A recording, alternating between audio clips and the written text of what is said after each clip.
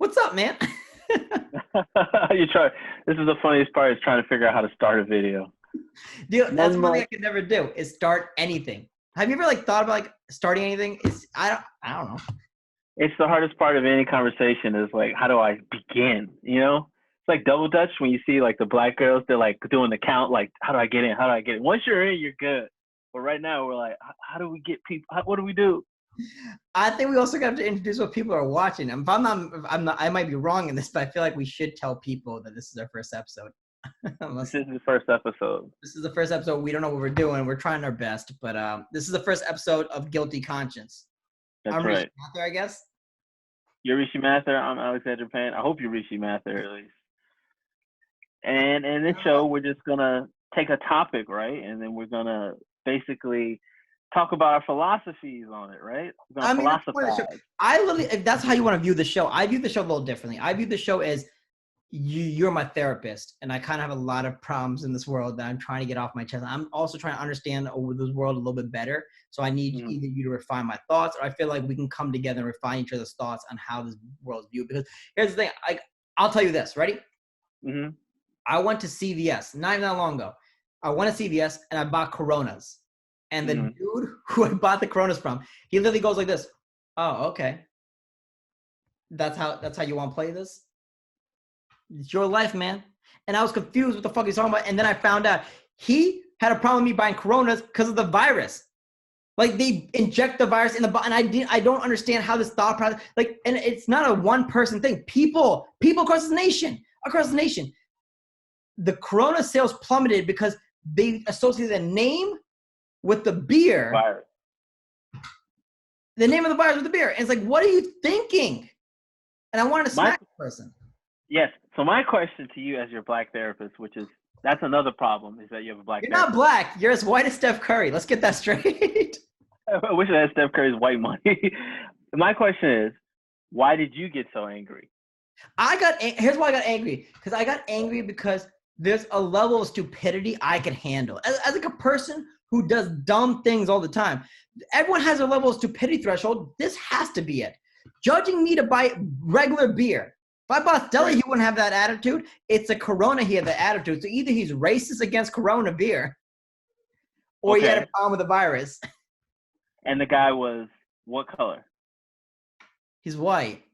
He was white. Yeah. Let me ask you this question. If the guy had been Indian or black, would you have been as mad as his stupidity? Yes, 100%.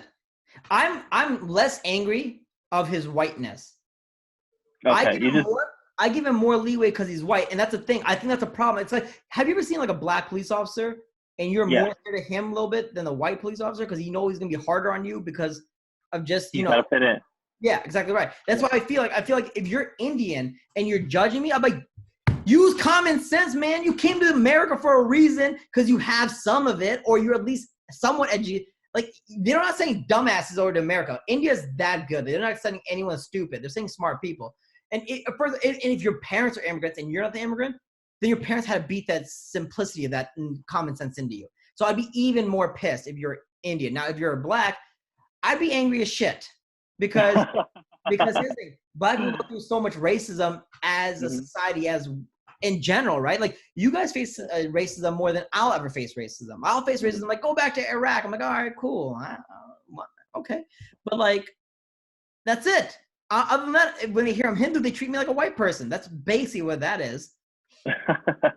But being a black person, I heard this, and I heard this on that show, Black at AF, Black as Fuck, Mhm. where the girl goes that, and I don't know if this is true, but I heard on the show, and I know it's a sitcom, but they were putting out real facts there where they said that black women are looked upon as more mature Yes. at a younger age than any other girl in their group. And I'm like, I could Yeah. see that happening, that it kind of fucks them over. So I figured if you're black and you go through so much racism yourself and you're putting this dumbness within the Mhm. context of, well, coronavirus are hand in hand, can't trust those Mexicans, I'll be like, yo, what the fuck?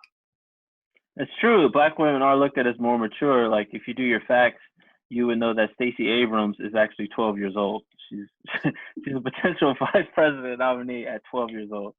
I don't know. When I see a white guy working at CVS, I immediately feel sorry for him. Because I go, his life's not going too well right now. If he's a white guy working at CVS and he's not the manager, I'm looking at him like, okay, this is it. He has no other options. Yo, so you're saying you're looking at the employee as a I disagree with that fact. I think if you look at the manager and he's white, I'd be like, what happened to him? Because as an employee, I'd be like, this guy's just fucking around. There's no way. Like, this is where his career wound up just because he couldn't get anything done. Maybe I'm wrong. Maybe there's a lot of white people that go through this, and I'm sure there are. But if you look at when they get promoted to management and that's where they are, then that's where their career trajectory is going. And that's a scarier thought than when they started, because you could always leave that and go do different things. Like, a lot of friends of mine have done that. A lot of people who I know now that have those jobs are like leaving to go do other things. This is a leeway job just to get them through some stuff, or just to fuck around that they want a real job. So where do you go after being the guy who thinks Corona the beer is Corona the virus? Like, if he is the manager, let's say that was the manager, and he was just working the register because everyone else drank the beer and they also got sick. Where does that guy go? Let's say he's like, I want to improve my life. He's like, he goes and murders Chinese people because it's a Chinese virus. That's where he goes. He goes and does that shit. No, I don't think that's true. I think that might be just a stupid bias, but I'll tell you where he goes. And correct me if I'm wrong. Why wouldn't he go to Mexico? He would kill Mexicans because he would think that Mexicans did it, right? Because the beer is Mexican, isn't it? I think that he'll probably hurt more Chinese because he thinks they slipped it in the beer of Mexicans, the Mexican beer. Hence why we call it coronavirus. Because have you ever seen someone who is so Mexican you think they're Chinese? No. You've never seen that person? Whether you're like Manny Pacquiao type of style? Like, I thought Manny is kind of Asian. Manny Pacquiao's Filipino, but you know what I mean? Where you're like, I can't tell if this guy is Chinese or he's Mexican. Yeah, well, I know what you're saying. Like, I mean, I use Manny Pacquiao because that's the only face I could think of. I know he's Filipino. Yeah. He kind of looks Mexican if you think about it. In between where you're like, what the fuck? And you don't want to ask because you can't ask. You know what I mean? To be honest, I've never really seen it to that degree. I'm sure that if I think about it, I'm like, oh man, I've probably seen a bunch of this. But one of my close friends in high school, we all thought he was part Chinese and part African American because he had squinty eyes. He was just a black kid with squinty eyes. That was black squinty eyes. He's just over there, can't read the board, and everybody's like, no, it's Chinese. It's half Chinese. I can't read. That's the black side. He can't read. The Chinese side wants to learn. The black side can't see. Go ahead. The funniest part about this was he hung out with me until people found out he was just black, and then he became cool. He got upgraded out of your life when people found out he was black? Yeah, because like after a certain point, he started hanging out with white girls and other black kids. And I'm like, I thought we were friends. He goes, yeah, man, we're still friends. I just got other friends. And I'm like, oh, that's cool. Oh, boy, I can't wait till people figure out that I'm black. I can't wait for my life to get upgraded. You have to go back to high school. I think if you go back to high school now, you'd be killing it. Well, you know what? This class of 2020, oh, shit, my computer fell. I was like, when you get this class of 2020, it's like, who knows, man? I might be able to sneak back in and be like, oh, yeah, the corona. Let me get rid of this 5 o'clock shadow. Well, all right. And so looking at all this, I'll break it down to this. Has stupidity reached this point in our culture? Or is this something that's been going on for a while that, and I don't even want to say stupidity. I would say blissful ignorance.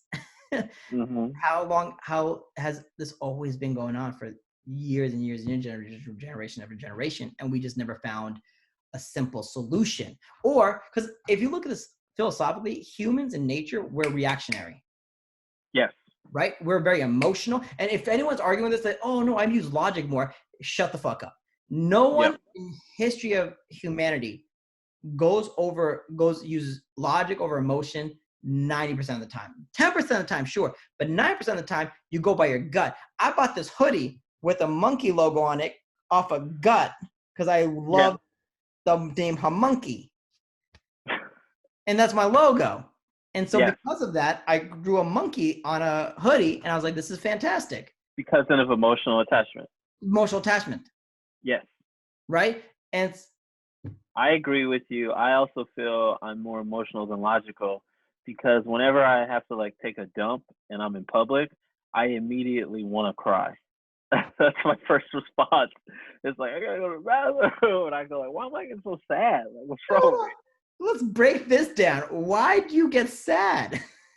I don't know. It's just a helpless feeling of like, I gotta take a dump, but I know no one wants to help me or they care. Like, have you ever almost had a breakdown in a CVS where you're like, I know you got a bathroom here. I know you got one. And you're getting mad and angry, and the guy's like, look, we can't just let you go take a shit in there. And you're like, please. And then you start doing anything. You start crying. Oh, God, I need a shit.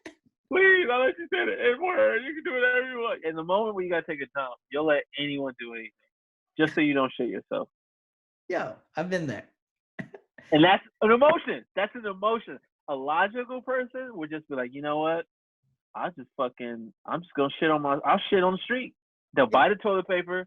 They'll go right outside, shit in the street, clean their ass up, and then walk. But emotional person would be like, oh, I don't want to see nobody see me shit on the street. You know, I won't look cool. I'll hurt my feelings. You know. You know what's funny? I never got the feeling of emotional about to cry. But when I was like, when I go shopping in a mall, I always have to take a shit. The minute we get into Macy's, I gotta take a shit. I don't know what it is about clothing and shopping, and I just have to shit. No matter where we are at the top. The minute we get inside, I want to go to Annie Ann's, but if we don't go to Annie Ann's, I want to take a shit. If we go to first we go to Annie Ann's, and afterwards, I still want to take a shit. There's never a time I've been to Macy's. I'm like, I need to shop for something that I didn't need to take a shit, and every time I'm just like, fuck.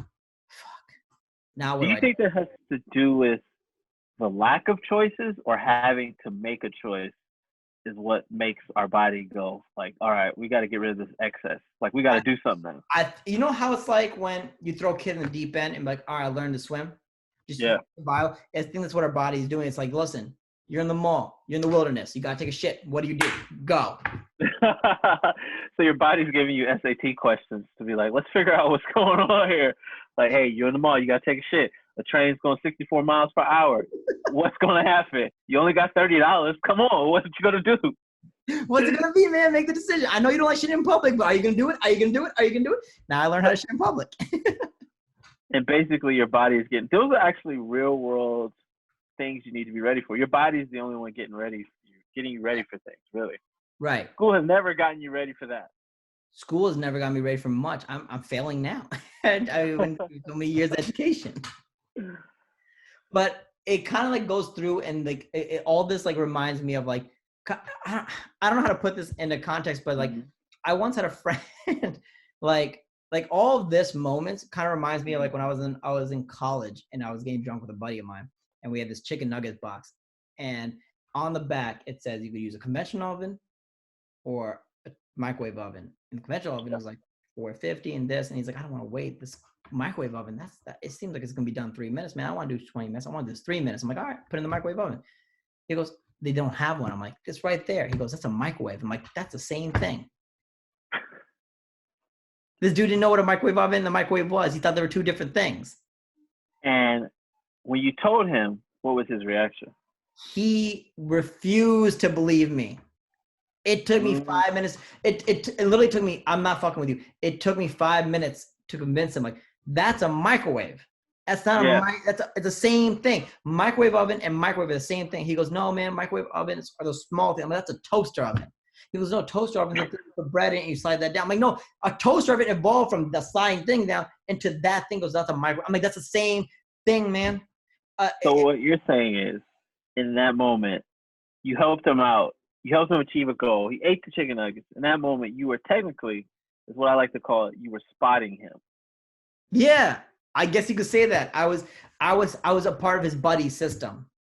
Yes, everyone needs a spotter to be there. Maybe a guy at CVS is like, hey man, no, Corona is a virus actually called COVID-19, and this is a beer. Or you need a guy to be like, hey man, the bathroom's over there. You can go ahead and take a dump so you don't cry and, you know, feel like less of a man. Or this is a microwave oven. There's chicken. Those are chicken nuggets. Like, and also maybe you shouldn't eat this because this will destroy your body. Everyone needs a spotter, is what I'm hearing.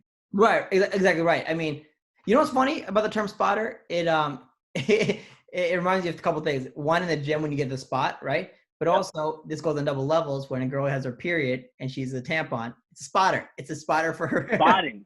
Her body, there's a little bit of like, hey, come on, something's going on here. It's a warning to be like, come on, Let's do this. wrap this conversation up. Like, what's going on, girl? Come on, you're wearing white pants. Let's go. Right. We gotta go. But do you agree though that we all need a spotter in life? Definitely, I believe everyone needs a spotter. I mean, when you go to a pool, there's a lifeguard there.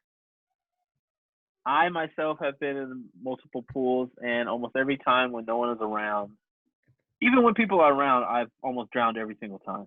Are you a cliche, or is it because something had happened in the pool? And the reason I say cliche is because Uh, that's a stereotype for Black people, and it's this terrible stereotype. But it is one. And so, are you that stereotype? this gets people to believe that I'm black. I will take this stereotype and be like, yes, it's because black people can't swim. I don't know, man. It was like I was in a pool and I was walking in the pool, obviously not swimming. That's only some of the black person say, what are you doing in the pool? I was walking and I saw there was another step. You know, I was like, you get in the pool, there's a couple steps, and I was like, oh, there's a step in the middle. And I decided to just step on it, and it was like half a foot too deep, and I just immediately started drowning. Like right away, I was like, oh man, this was not a good decision. I wish I had somebody else here. And the next thing I know, somebody jumped in to save me. That person was my dad, thank God. But I knew in that Your dad moment, knows how to swim. Your my dad dad. knows how to swim. I don't know if he knew how to swim or he was just tall enough to stand in that area where I almost drowned. That's the funny thing. I don't know. I really don't know if he knew how to swim. But he got me, you know, because I was a kid when it happened. So I was like, you know, maybe 3 feet, 4 feet. And it's like, to him, he's 6 feet. He's like, this is nothing. So that would have been funny if he jumped in and we both just drowned. And we needed somebody else to come and save us or something like that. Some white girl. Oh shit! I didn't expect it. Son, you on your own. You on your own. Help! He was throwing his jeans at me like, come on, son, lasso here, I got you. You need a spotter, man. That's it. You know what's funny about that? I think you're right. Like the lifeguard is a spotter for the people in the pool, but who assigned the lifeguard? The organization who he's lifeguarding for, right? The hotel, the YMCA, whoever put him in charge. And I think it comes down to this: we all need a spotter, but we need a spotter that we don't choose, right? Because if you're going to choose your spotter, you're going to choose somebody who's like you, and so you're going to still make bad decisions. Think about it this way: if you are a guy that likes seeing dick pics, you're going to be attracting guys who are probably sending you a lot of dick pics. So when you go, hey, I think I'm going to send this dick pic, they're probably like, yeah, man, well, just send a dick pic. That's the way you got to do it. Like I had a couple of friends, and these are close friends of mine, who basically said, I was like, yeah, I want this girl this day with a girl. They go, you bang? I'm like, nah, man. Like it was a weird, I don't know how to get to that transition. He goes, you stick your dick on her shoulder? I'm like, what? Like, man, just stick your dick on her shoulder. And I was like, and I was confused. And I was like, is that how it's supposed to be? They go, yeah, man, you got to own up to that shit. Fucking put your dick on her shoulder and show them. And I'm like, it seemed terrible advice. But I'm like, I don't know any better. These guys getting laid all the time. I'm not getting laid. Now this whole Me Too movement, I'm glad I didn't do it. But I probably do worse shit for the aggressiveness. Like I remember when I get really drunk and I took the whole aggressiveness thing. A girl brought me to her place and we slept in her bed. Yeah. The first night, the one time I just put my arm around her and it was like a really weak fucking move. So everyone made fun of me. Like, oh, what a bitch. Just put your arm around her. And it made fun of me. So the next time I saw a different girl and she invited me over, I made a stronger move. And that girl was like, oh my God, what'd you do? I'm like, oh my God, I'm going to have a. So she was into it. No. Oh. He wasn't. Neither one worked. No. Because the girl, and then when I look back, the girl who I did the weak move with, I could have gotten with her because she's the one that invited me over. This other one, if you look in hindsight, she only invited me over because I was too drunk to do anything. And so she was like looking out for me. And she didn't want me to just do whatever. But I was like, but in my head, I was thinking, why don't she just put me on the couch? She put me in her bed. So I could put my hand on top of her boobs and stuff. And she goes, dude. And I'm like, oh man. That's the worst thing you can hear from a girl is when they call you dude. Yeah, like, bro, dude. I'm like, yeah. I still try to fuck, but it didn't happen. Yeah. And I was they like, don't even take you as a real man when they call you dude. They're like, bro, what's up? Like, you're like, oh, I don't know. And that's also why I stopped so much. I'm like, I'm making bad decisions with this alcohol. Well, that also brings up another point, which is that sometimes you can be a spotter late, like for your own self later on. Yeah. This is when they say hindsight is 20/20. It's like you get into a situation again, And then younger you spots future you, where it's like, hey, don't grab her titty, because remember that time we did it in high school? And then the you now is like, thank you, embarrassed 18-year-old me. Thank you for reminding me not to grab that titty. But what if he's like, but we never tried grabbing pussy before? I'm like, oh man. Well, then that's maybe when you need the third person to come in with a whistle. Technical. Don't grab titty. Don't do it. Just back off. But I yeah, think everyone definitely needs a spotter. Like maybe even America needs a spotter right now. I think You I know? think true. I think we all need somebody to consult us, and I think that I think it should be assigned Mm-hmm. based off a test you take of personality and behavior traits and things we know about you. That it's a randomly assigned person that's so complimentary to you. Yes. That not even complimentary in the sense of they can help guide you in the right direction, right? So, for example, if I chose my own spotter, I'm pretty sure I choose say I chose like Steven Soundling as my spotter. Yes. I don't know how good that will do for me or how bad that will do for me, right? Like it depends on what the situation is, but I think that there could be a better spotter out there somewhere for me. So you think this should be a government program where it's like there's a social worker, but instead there's a guy who fills out a test. He does it in high school, and they're like, "Hey, it turns out you actually be really good at spotting people." Like, so what your career is, you're gonna follow people around and make sure they don't make bad decisions. Yeah, it could be government or it could be like an institutionalized things that's like a company made thing that became institutionalized, but it's private. It's not like so Are we basically. talking like Grubhub, where it's like your spotter is on the way? Like you get a spotter to go with you to the club, and they're like, "Don't dance with her. She's drunk." You know what I mean? Or Yeah, that girl's underage. There should be a yeah, guy just over there. That's actually, we may have started a new industry in a bad economy right now, where a lot of people are looking for work, and they're like, I just need a spotter. I need someone to make sure I'm making right decisions. it's all based on experiences, and these spotters have done so much. It could be like, for example, I think a good spotter for a lot of people, like for young adolescent kids, could be a guy who came from jail and just was rehabilitated. And I think it's a terrible idea, but it could be a great idea where he goes, "Dog, man, that's how I got in jail. You shouldn't be doing that."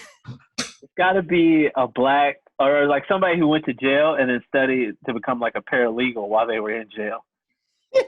So it's like they're showing, because you don't want to get a guy from jail and he's like, that's how I went to jail and that's how I'm going back. You don't Yeah, want to do that shit.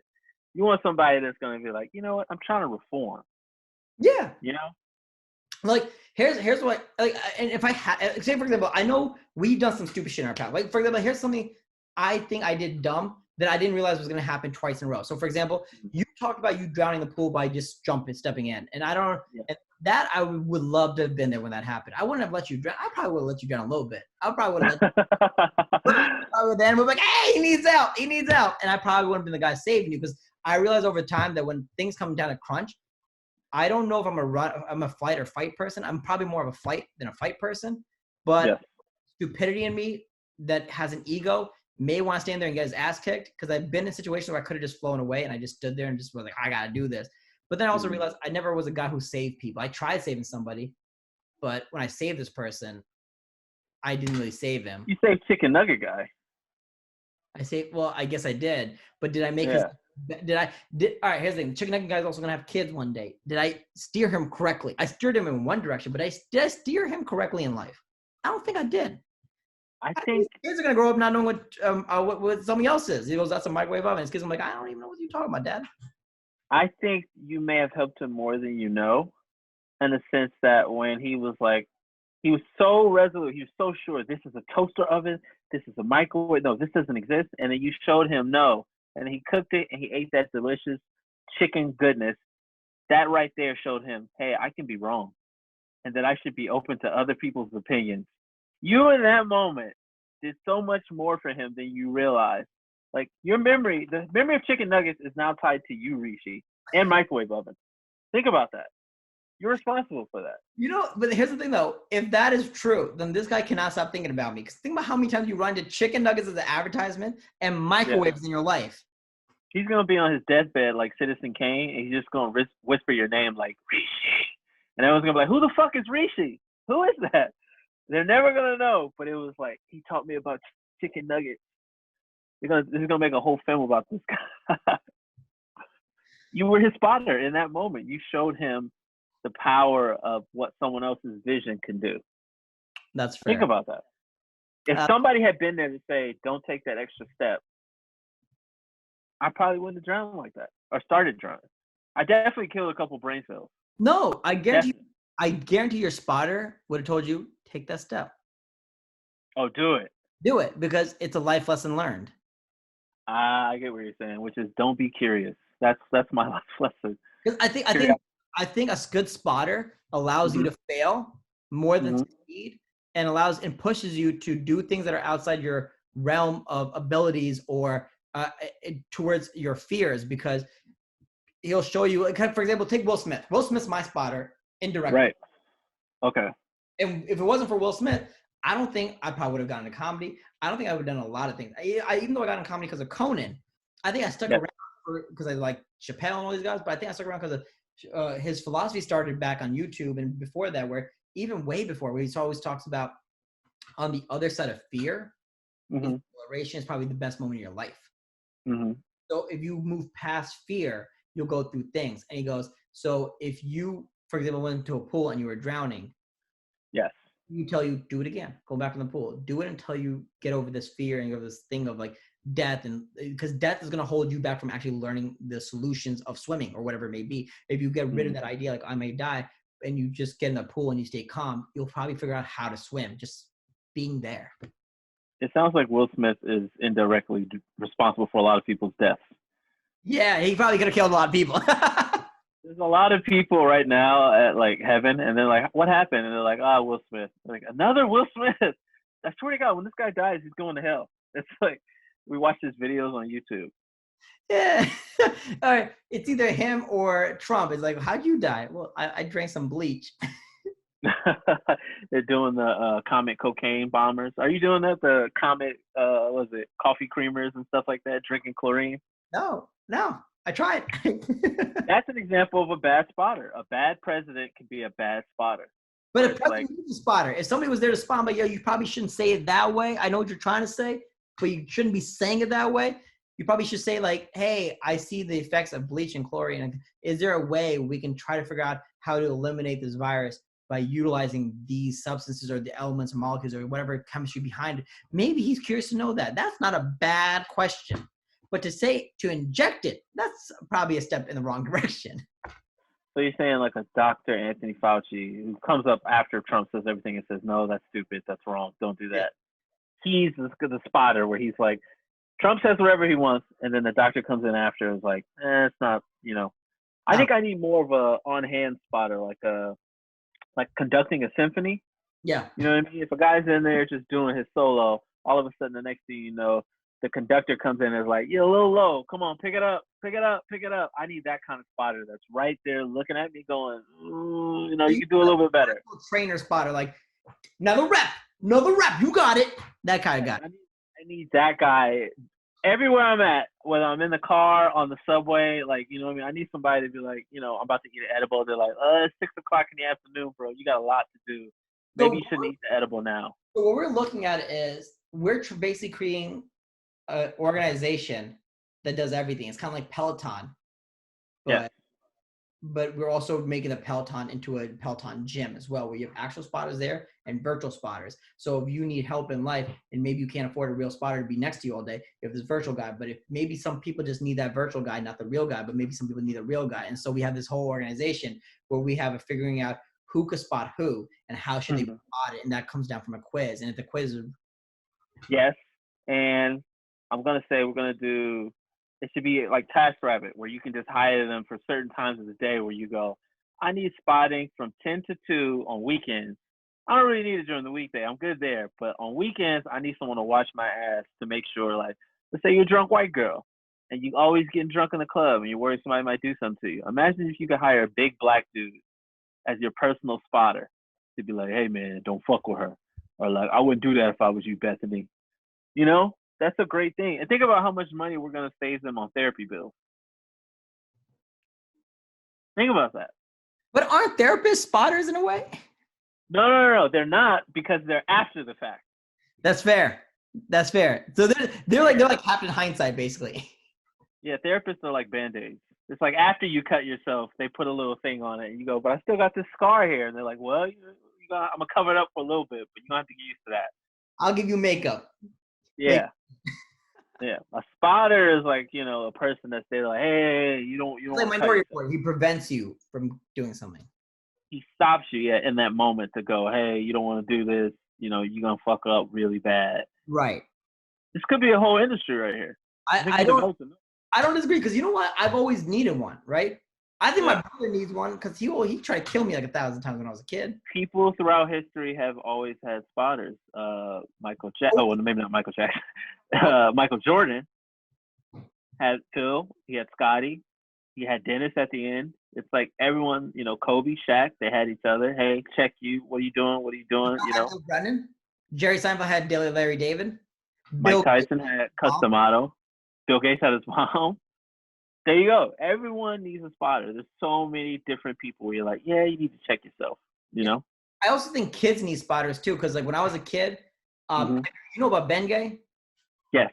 So we had Bengay at the house, and I saw my dad put it on. So me and my brother go, what is this? And so we smeared it all over our face. Burned our eyes, burned our face. And Matt just like, I don't think you should be doing that. Yeah. I did something similar, not Bengay. There were chili peppers in the yard next to me, and I used to just go squish them.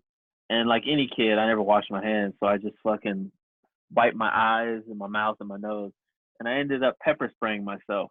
Yeah. And it was burning so bad that I just kept crying. And my mom was like, all right, I'm just going to take you to the 7-Eleven to get an icy to make you feel better. I cried so hard, I fell asleep. And then I woke up the next day, and then I was like, where's my icy? And my mom was like, I drank it. And I needed a spotter to tell my mom not to drink my my Slurpee. I needed a spotter for my eyes, and then also she needed one to be like, don't drink your Slurpee. Come on. So we needed 2 spotters in that instance. Everyone needs a spotter. That's a fair point. I did the same thing. And yeah, it hurts so badly that you cry so much you pass out. That's why I also feel like if I get stabbed, it'll hurt so bad I'll probably pass out. And so I probably wouldn't feel the death coming. You ever think about that a lot of times in movies when like a guy is dying and there's another guy in another dude's arms and he's like, stay awake. And you're like, man, I have passed out from crying so hard. There's no way I can stay awake from a bullet wound. You know what I mean? It's like, if that's the sign of a man, I can't be that man. Like I'm not that guy. I'm not that dude. I'm not that tough. Chili peppers made me pass out. Yo, what else would make you pass out, right? Like, if chili peppers made us pass out, that's pepper spray. Most people would handle that shit. Exercise has made me pass out. Yeah. Physical exercise has made me go, I'm not built for this. This is it. I once had food poisoning where I ate so much I passed out on the toilet. What? Yeah. Sitting upright or? Oh, my head on the seat. Oh, okay. In that moment, what did you get it from? Sushi. Oh, that's better than my food poisoning. You know what I got food poisoning from? Spaghetti? No, eating a breakfast sandwich at Subway. Yeah, of course. Yeah. I got some sort of egg thing at Subway, and it was like, might have been 2:00 in the afternoon.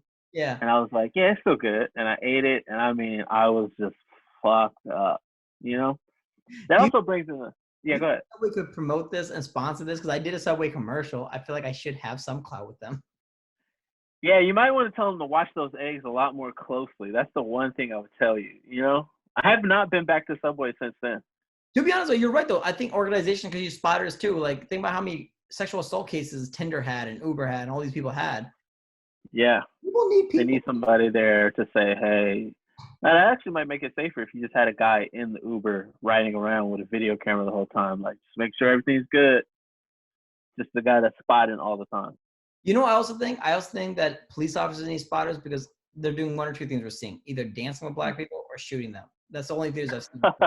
There's no in between. No in between. And I feel like there should be an in between. Like, instead of like being overly nice and playing basketball or giving them ice cream, how about you just don't be racist and shoot them? How about we see some? You know what? I'm going to choose the spotter, and the spotter requirement to be with a police officer is you have to be an Indian guy. Nobody deals with black aggression better than Indian people. Whenever a black person flips out, the Indian guy just smiles. Yeah. The whole entire time, he never flips out. I've never heard one Indian guy at any fucking convenience store or anything ever get mad and call the dude the N-word. Nothing. He just get out, get out, get out. Never do that. They just keep calm and they go, yep, yeah, yeah. They got robbed so many times. Like, oh, I'm gonna shut the fuck up and. Yeah. There's no level. I don't know. Maybe they save it for the children, but it's like they never flip on us. So I'm like, that's what they need. They just need an Indian guy next to a white guy to put his gun down. No, don't do that. So the funny thing is, I think you're right. They do save it for their kids and family in a way, but I don't think so. A lot of people talk about how we always got beaten as kids. Not everyone was beaten to that depth. Like we always talk about how we got beaten, like Michael Jackson, that they beat him. I feel like that's always it. There's always a fallacy in that because even as an Indian mom, the worst that we got was like slapped across her face maybe 3 times. The worst you got? The worst I got was hit with a ruler. Wait, was it after you did something? Yeah. Okay. I had been hit with switches and I got hit with my own toy, my sword. Let's see, what else have I been hit with? You've been hit with a sword? I've been hit with a sword, like a toy sword. Oh. Yeah, and then a real sword. Did he stab you? Like, how do you? No, he didn't stab me. The worst I think beating I ever got is because of the emotional embarrassment. Was my grandfather held me upside down, and because I was leaning on his wallpaper, which is only something black people can get in trouble for, and he hit me with it. That's fair. Yeah. Yeah, that was the worst. But he held me upside down and hit me with it. But did that make you a better person? And this is where it comes down to it, right? So I don't lean on wallpaper anymore. I'll tell you that right now. Right. I think that a couple small hits sent me in the right direction. And I don't believe that hatred and fear instill good beliefs. For example, like look at religion. Religion only promotes fear-instilled bases. If you don't follow these guidelines, you'll go to hell. You want to go to hell? You want to party with the gays? Is that what you want to be? Is how they kind of get you, right? And yeah, I was like, well, how's that a way to instill something, right? So if you look at that, right, I think that a spotter could help give you a balance as to what's too much and what's just the right amount of installing fear and love to make a child go into a right direction. Or you want to screw your children up and make them geniuses. Because to be honest, the most screwed people become the best people in society. I think fear is the greatest motivator, and I think it is what propels us forward in humanity. Does that make sense? Yeah, of course. But that's how society is designed right now. Imagine we change it up. Do you think we can still be successful in this? No. I think fear is the last thing holding us back from complete extinction. You know what I mean? Like, I don't think we fear enough. Like, let's take an example, global warming, right? People are like, that shit's not real. Or they keep saying like 5 more years, 10 more years. You know what I mean? It's like, we could procrastinate. Like, I could procrastinate something I'm supposed to do tonight. I could procrastinate my own personal hygiene, like taking a shower. Right. When they give me 5 more years, I'm like, well, who gives a fuck? But if someone came on TV every day and was like that guy from like Everest College, he's like, what you doing with your life? If a guy came on TV, he's like, what you doing with your life?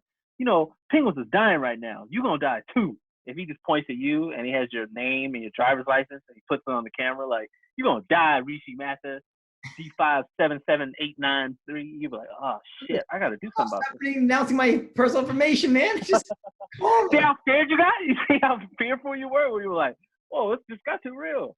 I think fear is the greatest motivator. I think to a degree, but here's the thing though. Should I do the right things because I'm afraid of going somewhere? Or should I do the right things because that's the way I should be doing? I'll give you an example, right? You're talking about motivation in the sense of succeeding at something. I agree with you. I think the fear of failing holds a lot of people back from succeeding, actually, though. There's a decision. True. But I think if you I think the idea is if you fear that, all right, tomorrow I'm not gonna survive. What do I need to do to survive? That's a different scenario. I think there's a balance now, right? A balance between what you should fear and balance what you shouldn't fear, right? Global warming you should fear because things are actually happening right around us and we should figure out ways, solutions around it, right? But I don't think I should fear going to hell or personally dying because those two things hold me back from a lot of personal experiences I should be enjoying.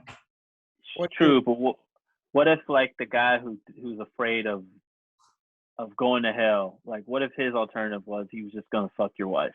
And you're like, you know what? I kind of want that guy to be afraid of hell then. If his biggest fear is like, you know, I'm not gonna fuck Alex's wife because I'm afraid I'm gonna go to hell if I do it. I think he'll go to hell regardless because he's a terrible human to begin with. If only thing holding him back from fucking my wife is him going to hell, that means internally he wants to fuck my wife, and he's restricting himself from fucking my wife, which means God like, well, why don't you fuck his wife? I don't want to be in hell. So what happens when he gets in heaven? Is he gonna fuck my wife in heaven? Yeah, by then it's it's okay then. We'll all be fucking each other's wives in heaven. That's what it says in the Bible, isn't it? It says thou shalt be able to fuck. Oh, you're not a Catholic, Rishi? No, I didn't get that version. I got the version. I'm coming back and reincarnated something else. I'm looking this shit over again. You got that Old Testament Bible. You got to get the New Testament. That New Testament. No, I think fear is absolutely the greatest motivator. If I don't go to work, I'll get fired. If I get fired, I won't have money. I'll be homeless. Who knows what could happen? Really, but that is the biggest motivator of why we do things is even what is it called? FOMO, fear of missing out. People go out because they're afraid they're gonna miss out. Right, but here's the thing: I stopped caring, and I think I'm living a better life since I got rid of FOMO. I got rid of FOMO to the degree like when people, oh man, like here's how I got rid of FOMO. I was at a wedding and I didn't want to be there, but I was there because my girl was there, and then she got a text and saying, dude, Will Ferrell's here. And we thought it was a joke. And I missed meeting Will Ferrell at our hotel. Yeah. He was hanging out with us. Just doing whatever. And I was like, oh. But then I looked at him like, I don't know that one moment was going to make or break it. It would have been a great moment to meet him. But then I got rid of FOMO and I just stopped going out. But here's what the difference was. Ever since I stopped going out and missing on FOMO, I didn't have fear that I'm going to do something. I got internal ambition saying that I want to kind of do something and create something that's going to make people revere me as much as they do Will Ferrell. So the motivator for me was the ambition and love of finding something that make me be great. And I think that'll probably exceed me further than if I don't want to die tomorrow. Because think about it, fear will make you motivated to a certain point, but how far can that take you? After a certain point, you can't go further. So I agree with you. If your only motivating factor is fear, you're not going to go very far. But fear is the starting point. Fear is the first level in every single person's video game where it's like, you level 1, fear, and you're like, I'm scared, what do I do? And then after that, you go, okay, don't be scared anymore. Level 2, what's next? Personal ambition. Level 3, and then you go up, love. Level 4, actualization. But fear is number 1. So you're saying in the movie Inside Out from Pixar, they had it wrong. Yeah. The first person should be born with fear, not happiness. Yeah, the first thing you're born with is fear. Like, you think about it, when you're a baby, first thing you're born with is, where the fuck am I? It's cold here. It's weird. People are holding me. Like, what happened to that warm place I was at? Come on, think about it. You ever been in your bed and I can't think about it. I don't remember that emotion. I can't remember. I don't remember things like your parents. You know what I mean? Like, is there ever a baby that wakes up and is just smiling like, oh, this is, it's like, that would freak you out. It freaks me out when babies smile anyways. That's what I'm saying. You're like, why is this baby scared of me? This baby doesn't have respect for me. I could fuck this baby up. Why is he afraid of me? Would you rather people? It's almost like Michael Scott, which I didn't say I want to be feared so much. I want to be loved. Yeah, no, his quote was, he's like, would you rather be feared or loved? Neither. I want people to fear how much they love me. There you go. I want people to fear how much they love me. Yeah, that'd be a great. Again, yeah, this all ties back into the idea of a spotter. You know what's funny though? I think you're right, because I think there's a key point that you made there, right? For example, when they talk about Jordan, they said that no one's ever felt the way with LeBron or Kobe the way it felt with Jordan when he stepped on the court. They were afraid. Like, they were fear. Like, coaches were afraid of Jordan. Like, there was a story about how a coach, I forgot who it was. I've heard this so long ago, and but a coach was saying that he was in a huddle telling his teammates, telling his team what to do, and Jordan just popped his head in the huddle. And then he goes, and what was it supposed to do? And everyone's like, just curse him out. Like, no, law of the land is you do not talk to Jordan and egg on, because he will drop 60 on your team and just whoop you. And so we just had to stop the team meeting and just like disperse. So I'm like, that's how fearful this dude was, that he could just go anywhere on the court and people just be like, all right, all right. And to be honest, he used motivation such a factor where coaches would stop looking at him at a certain point, because this one time a coach rubbed him the wrong way, because not how he's doing with Jordan, but how he's doing with his team, that he just took his aggression on the coach about how he was doing with his own team. Yes. And so it's like, but I think that's also what made Jordan so great, but also that made other teams weaker. And I think that if I were a coach, yeah, I'd understand that's the concept, but I would be strategically understanding, how can I dismantle this one man? He's Goliath. David beats Goliath. In the beginning, he didn't, though. There was periods where he lost the Celtics. The Pistons were beating him up. They did not fear him. They destroyed him for 2 years in a row. Right. And they won the championship each year. And that's the point of everyone else in the league was afraid of this guy, right? To the point that it crippled him. But the Bad Boys Pistons were afraid of him in the sense of like, look, if he goes up in the air, we're going to destroy this guy. We're going to basically decapitate Michael Jordan. Yeah. So that's the point. They had a healthy fear, which is he's this good. We can't play him one-on-one, so let's just fucking hurt him. That's a healthy fear where it's like, I am scared of Michael Jordan, but you know what? I'm going to use that fear Right. and just You know what it's like? Go through him. It's a Batman quote from The Dark Knight. Mm-hmm. There's die as a hero or live to see yourself as a villain, right? Which happens to everybody, where Jordan became so good, he became like the villain of the NBA in a sense, not the public eye or anything, but in the NBA where everyone wanted to take him down. Like, he was their enemy. Jordan was the number one enemy of every team. Everyone wanted to break him, right? And that's kind of where it comes to the point where it's like, it's like Walter White from Breaking Bad. He was David in the beginning, where he had this big beast to battle, money and family and whatever, and then he turned, and now he was Goliath, and people were trying to take him down. And loses. He can lose. And that's what I'm saying. Like, if I was versing Jordan in his prime, not as an athlete, but as a coach, I would look into it a little harder, like figure out, how can I just destroy this man's ego? Like, yeah, he's this good, but what can we do to destroy this man's ego? It's kind of like this Golden State Warriors versus Cavs. I'm pretty sure that if you really spend time, you could break down the Cavs. Like, the Toronto Raptors beat the Cavs. The Cavs, the Golden State Warriors. Yes. One, Kevin Durant also did get hurt. Right. And so did Klay Thompson. And two, the Raptors had no fear. And that's the thing. Cavs had fear.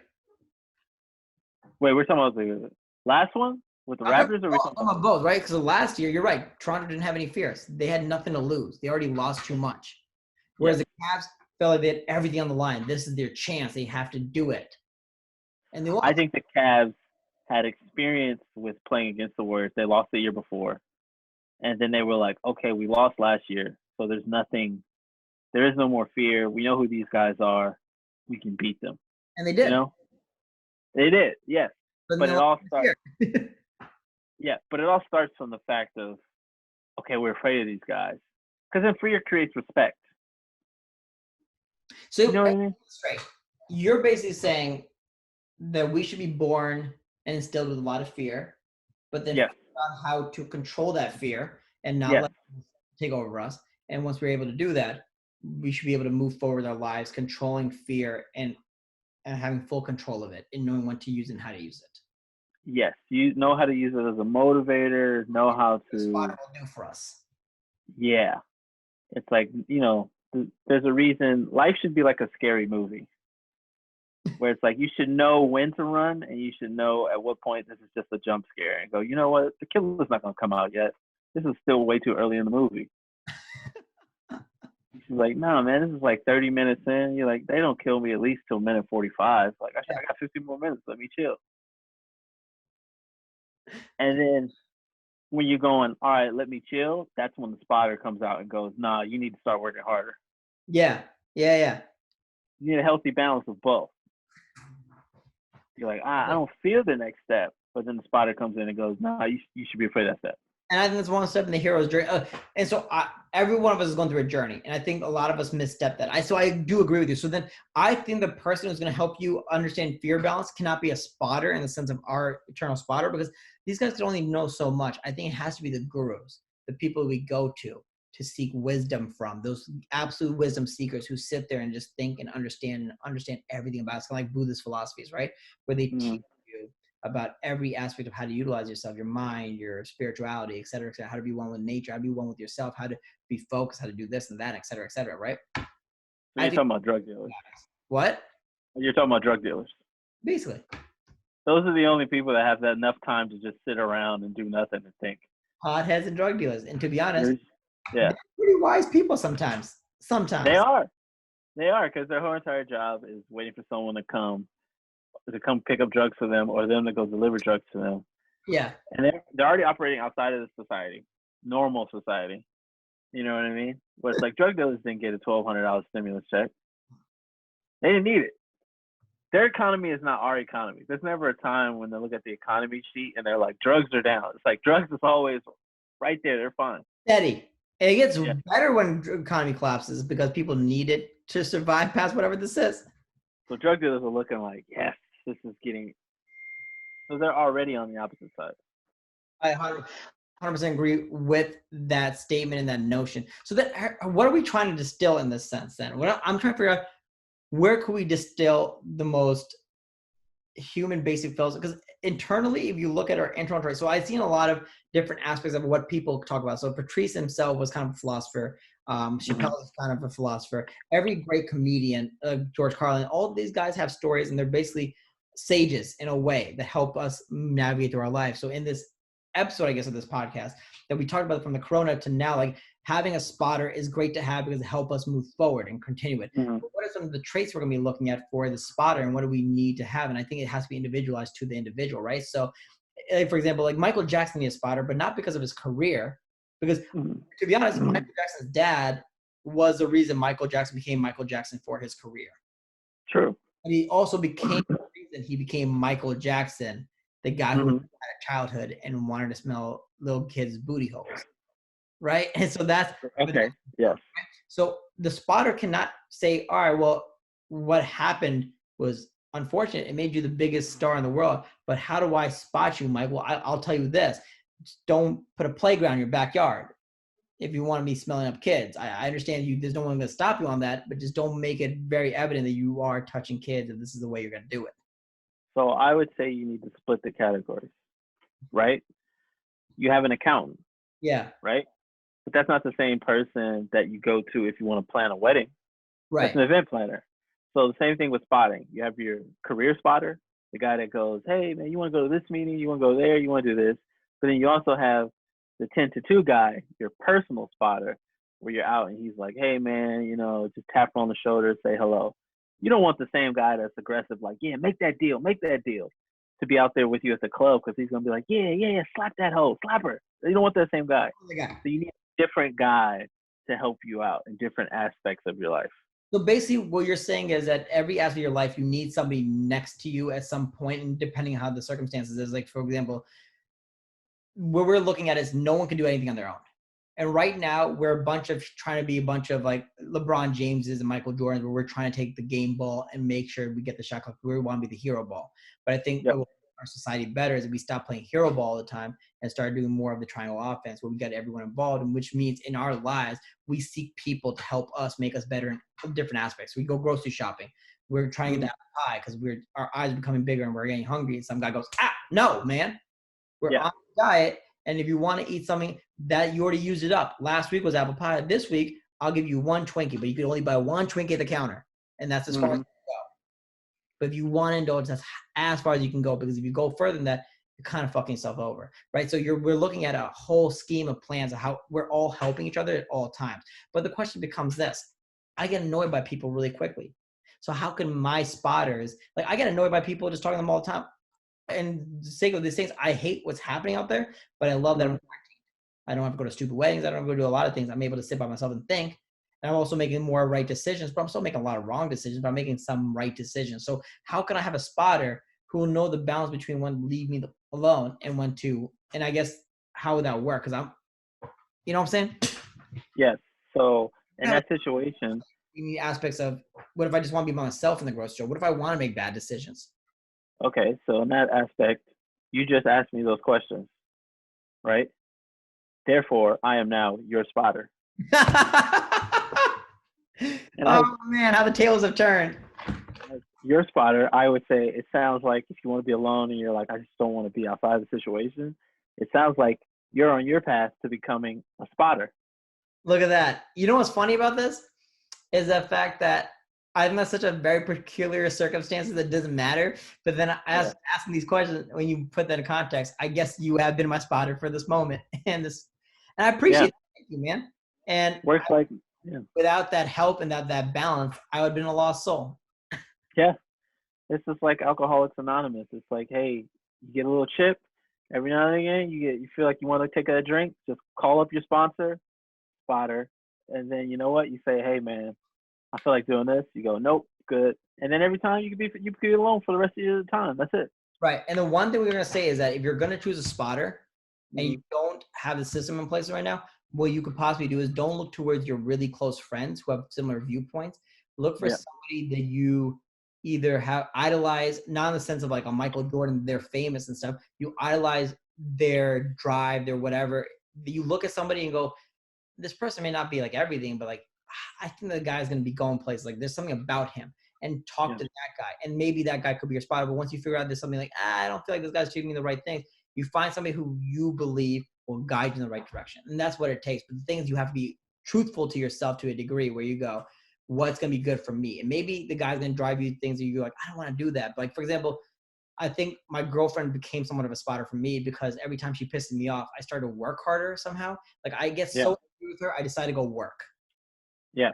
Like that's how I relieve my frustration. I write a joke, or I just come to and I edit. I fiercely edit, and it makes me work harder. And I think that's how she spotted me, by pissing me off at the time.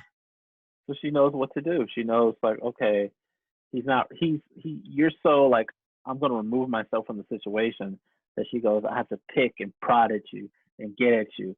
And that's the way that I can get him to do what it needs to be done. That's her version of going, I know you, so here, let me spot you, Rishi. Right. But she's a girlfriend now, and she could be a spotter now. But what happens when she becomes a wife? She becomes my lover, and that cannot be a spotter. The That buddy cannot be a spotter. cannot be it, because a person you love, at some point, everything you do is going to irritate them about you at some point. Yes. And then Yes. they start making decisions that are bad for you because they hate you. They love you. They don't want to let go of you, but they'll hate you because you breathe weird. And so they're going to just tell you to stop breathing like that. And that's not a good advice. Mm-hmm. So I kind of need to switch up my spotter once we get engaged. Yeah. And at that point, that's when you get a therapist. Eventually, that's when you just fully commit and get a therapist then.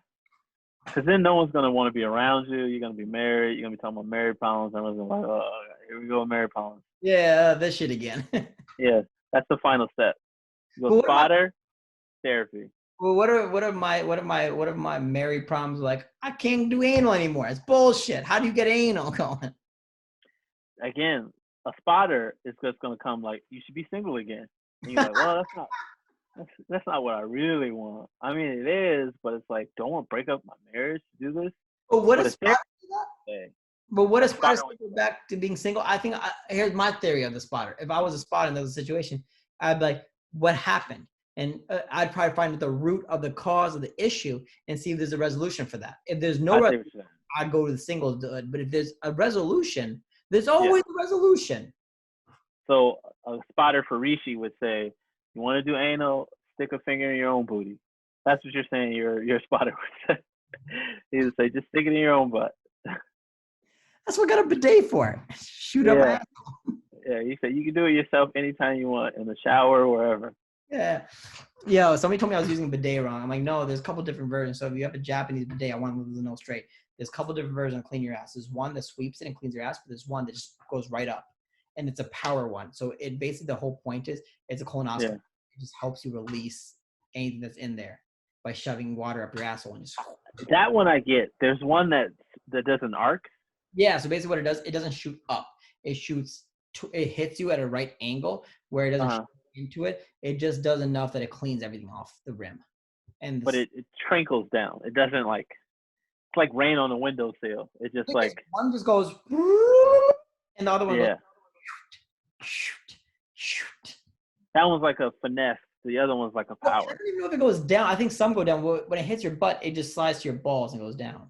And then basically that's when I clean my balls with it too. But I feel like you would rather have just the fire hose pressure. You know what I mean? No, you have to have, because what happens when the fire hose goes in, sometimes like so much shit comes out, and then like you can clean yourself, but it doesn't necessarily clean your asshole rim. So you need something to clean the outsides of it. It cleans the insides, but it doesn't clean your outsides.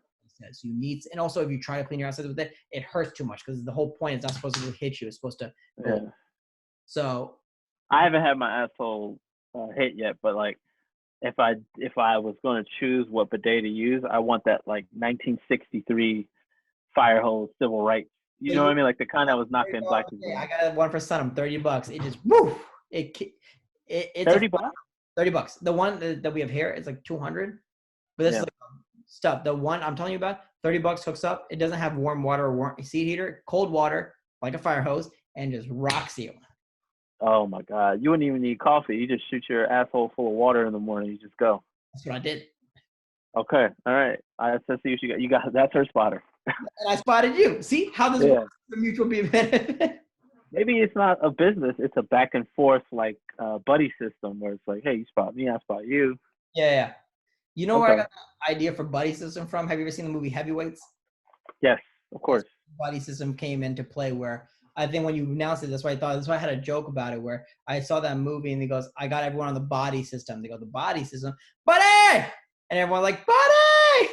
Buddy! And everyone's like, buddy! And I'm like, what if people have this for life? I feel, again, maybe we do need to be socialists. I think to a degree, we should. I think I don't see why not. I think we should start wrapping this up though. Okay. That's a good point. That's another. We'll say that for another time. Yeah, and I think we'll figure out the next couple episodes. But I want to say if whoever's listening, Mom, Pruffle, Sonum, that's all the people I know in my life. Steven, Sahelnik, if you guys are listening, thank you so much for listening. We will be doing weekly episodes for now, maybe every twice a week. But we will keep releasing episodes slowly, and we'll definitely announce it to everybody. But thank you guys so much for watching Guilty Conscience. And then, Alex, you guys didn't say? I really want to try a bidet. Yo, I'm telling you, it's going to change your life. I've been just opening up seltzer cans beneath my butthole this whole time. Now I need a full bidet. How did that work out? You shake? I'm not getting any. I'm only getting one impact, and after that, it's not much. The fact you're getting one impact is pretty solid. Yeah. It's a lot of shaking, though, for just that one impact. Hold up. Yeah. I think that here's what you really need to look for, right? Get a $30 bidet, hook it up, right? Mm-hmm. And before you use it, have a candlelight next to you. This is a really intimate moment because the pressures have different senses of pressures. So it goes from like kind of like whatever. But here's the thing, I'm such an experienced bidet user that I'm like, just rip the asshole up. This is okay. We gotta wrap this up. But I will say this though, and this is the last thing I'll end on. If you do that, just beware that your roommate, aka my roommates, all they hear from me in the bathroom is, and this is all the water shooting back out of my asshole because that's how hard it hit. That's hilarious. It shoots back out. That's good to know. Yeah, it does. All right, I guess we should end it. Yeah. All right, this has been episode 1, Guilty Conscience. My name is Rishi Mathur. I'm Alexander Payne. Thank you guys so much.